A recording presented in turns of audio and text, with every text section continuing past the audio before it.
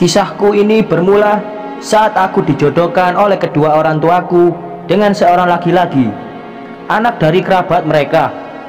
Lelaki ini sungguh soleh, katanya. Saat itu usiaku baru menginjak 22 tahun. Kami bertemu di sebuah restoran didampingi oleh keluarga dari kedua belah pihak. Pertemuan pertama membuat aku berpikir, apa lelaki ini bisa menerimaku? Karena aku sadar kalau aku memiliki kelainan secara tidak semua laki-laki dapat menerima itu. Ingin aku membicarakannya secara gamblang, namun terasa sulit bagiku karena merasa itu tidak pantas untuk dibicarakan. Wajah lelaki itu cukup karismatik. Postur tubuhnya tidak terlalu tinggi dan tidak terlalu gemuk. Ia memakai kacamata dan memiliki brewok tipis, menarik batinku. Saat pertama kali berbicara dengannya, jelas sekali ada rasa canggung di antara kami. Bukan hanya kali pertama bertemu, tetapi juga keluarga yang terus memperhatikan ke arah kami. Aku mengerti jika mereka penasaran tentang kami, namun reaksi mereka menurutku cukup berlebihan. Karena itu membuat kami merasa tidak nyaman. Kami hanya menanyakan seputar latar belakang kami. Tidak banyak hal yang dibicarakan, tetapi yang menarik adalah ia langsung meminta nomor kontakku. Mungkin sebagai formalitas saja, pikirku. Setelah mengobrol sebentar, kami pun ikut makan bersama keluarga.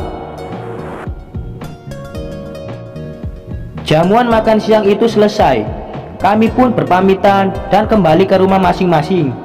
Kebetulan hari itu aku sedang cuti dari pekerjaanku sebagai makeup artist di salah satu majalah.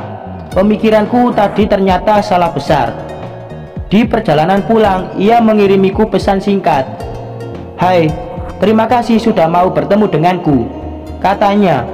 Aku hanya tersenyum dan tidak membalas pesannya. Sesampainya di rumah, aku segera membersihkan diri dan mulai membalas pesannya. Pesan itu rupanya sudah ditunggu-tunggu olehnya, karena ia membalas dengan sangat cepat. Kami saling bertukar cerita melalui pesan singkat itu. Cukup menyenangkan, pikirku. Aku berhenti membalas pesannya karena sudah mengantuk. Komunikasi itu terus berlanjut. Ternyata ia senang bercerita dan mengeluarkan lelucon, sehingga aku sering tertawa sendiri saat membacanya. Seminggu kemudian, ia mengajakku untuk makan siang bersama di dekat kantorku. Kenapa tidak? Pikirku. Aku menyetujui dan makan siang bersama keesokan harinya. Dari sanalah ia sudah mulai berani untuk terus mengajakku bertemu, entah makan siang atau mengunjungi tempat wisata. 2 bulan ia melakukan hal itu dan berusaha membuatku tertarik dengannya. Akhirnya aku luluh juga. Aku mulai merasa nyaman setelah mengetahui banyak hal tentangnya, pekerjaan, hobi, teman-temannya, dan masih banyak lagi. Ia begitu terbuka dan responsif terhadap banyak hal. Aku melihatnya seperti buku terbuka. Meski banyak yang bilang kalau sebenarnya ia sangat tertutup, namun saat denganku, seolah ia menemukan dirinya dan lepas dari apa yang membebaninya. 6 bulan bersama, kami putuskan untuk memberitahu masing-masing orang tua. Bagaimana tanggapan kami tentang perjodohan ini? Kami setuju untuk menikah. Pernyataan kami kepada kedua orang tua. Mereka terlihat sangat senang dan mulai merencanakan serangkai acara pernikahan. Hati siapa yang tidak ikut bahagia saat melihat orang tua sangat bahagia mendengar anaknya menyetujui pernikahan yang mereka inginkan. Terlebih pernikahan itu terjadi bukan karena paksaan, melainkan keinginan kami berdua. Orang tua kami hanya mengenalkan Tetapi semua keputusan diserahkan kembali kepada kami. Tanggal pernikahan sudah ditentukan. Kami akan menikah 2 bulan setelah persetujuan itu. Kami mulai sibuk mempersiapkan banyak hal, dibantu pula dengan keluarga. Setelahnya, pernikahan kami terlaksana dengan baik. Semua senang dan aku baru terfikirkan, setelah ini kami akan tinggal di mana? Mungkin di rumahku atau di rumahnya, pikirku. Tetapi ternyata aku dibawa ke sebuah rumah yang tidak terlalu jauh dari rumah orang tuanya. Rumah itu sudah ia beli sejak lama. Kini saatnya ditinggali bersama istri. Godanya kepadaku. Hari-hariku sebagai pasangan suami istri dengannya sangat menyenangkan. Semakin hari, semakin banyak pula kejutan yang aku temui dari dirinya. Buatku itu tidak masalah. Kami sudah mengucap janji dan harus dijalani dengan sepenuh hati. Lagi pula kami saling mencintai. Jadi aku rasa tidak sulit untuk saling menerima kekurangan masing-masing. 2 tahun menikah, aku dikaruniai seorang anak perempuan yang tumbuh menjadi anak yang cantik dan mandiri. Hidup terasa lengkap rasanya. Memiliki suami yang aku cintai dan anak yang aku banggakan. Meski usianya belum dewasa, tetapi rasanya kebahagiaan itu tidak dapat tergambarkan. Usia anak pertamaku sudah menginjak 3 tahun. Aku kembali diberi kepercayaan mengandung anak kedua. Semakin hari, suamiku semakin pengertian dan menjalani perannya dengan sangat baik. Meski ia seorang pengusaha yang sibuk dengan jadwal rapat, tetapi ia masih menyempatkan pulang di jam makan siang untuk bertemu dengan anaknya. Selama kehamilan anak pertama hingga anak kedua, aku belum kembali lagi bekerja. Mungkin aku hanya akan menerima panggilan dan tidak bekerja kantoran seperti sebelumnya, pikirku. Dalam beberapa tahun, anak-anakku sudah semakin besar dan dewasa. Mereka memiliki dunianya sendiri. Aku pun masih menjalani peran sebagai make up artist, meski hanya dari beberapa panggilan. Hitung-hitung hanya untuk menyalurkan hobi make upku saja. Seiring berjalannya waktu, suamiku semakin banyak berubah. Ia tetap pulang ke rumah, walau molor dari jam biasa ia pulang. Aku berusaha untuk tidak berpikiran negatif. Bisa saja banyak hal di kantor yang harus ia urus dan kelelahan sehingga sampai di rumah langsung tidur. Selama beberapa bulan terakhir, aku sering tidak mendapatkan nafkah batin darinya karena aku memiliki kelainan secara. Hal ini merupakan masalah besar untukku. Aku tidak bisa lagi menyalurkan. Sudah sejak lama aku memiliki firasat kalau ia berselingkuh. Tetapi itu semua aku tepis karena tidak mau menghancurkan rumah tanggaku hanya karena hal yang belum pasti. Aku selalu terbiasa untuk merapikan dan menyiapkan semua barang yang dibutuhkan oleh suamiku. Suatu malam ketika suamiku tertidur dan aku sedang mencari sesuatu di dalam tas kantornya, aku menemukan sebuah ponsel yang sama persis dengan miliknya. Ponselnya ia taruh di atas meja di dekat ranjang, sedangkan satu lagi ia simpan di dalam tas. Aku mulai berpikir keras, sejak kapan ia memiliki 2 ponsel? Tanyaku dalam hati. Selama ini aku tidak pernah menemukan apapun di dalam tasnya. Semua kecurigaanku muncul seketika. Mulai dari ia pulang telat, jarang makan malam bersama, pulang kantor hanya mandi dan langsung tidur. Semua terasa aneh karena di luar kebiasaannya. Ia pun akhir-akhir ini sangat dingin denganku.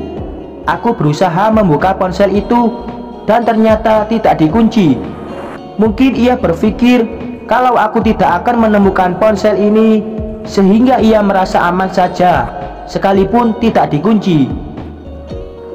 Aplikasi pertama yang aku buka adalah WA. Di sana hanya ada satu pesan dari wanita. Aku membuka semua isi pesannya. Aku membacanya dari pertama kali mereka saling mengirim pesan. Ternyata mereka sudah menjalin hubungan selama 3 tahun terakhir, dan itu tidak ketahuan olehku.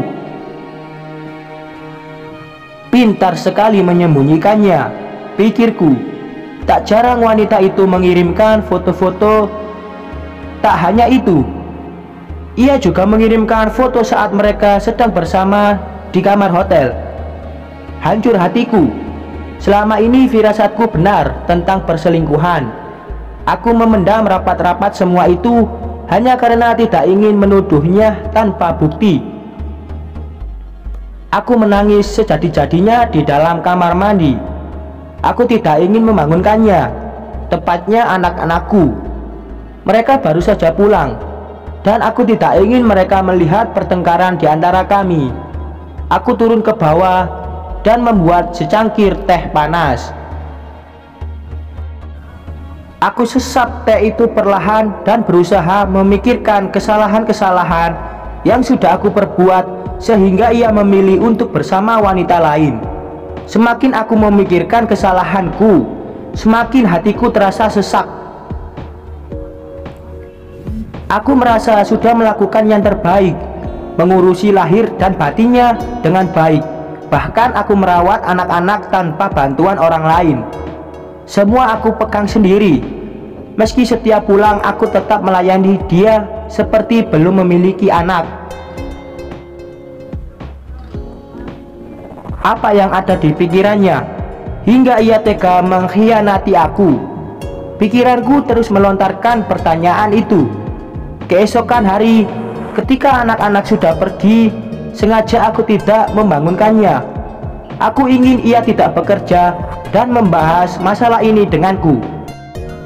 Dia bangun siang sekali dan mulai panik karena tidak aku bangunkan.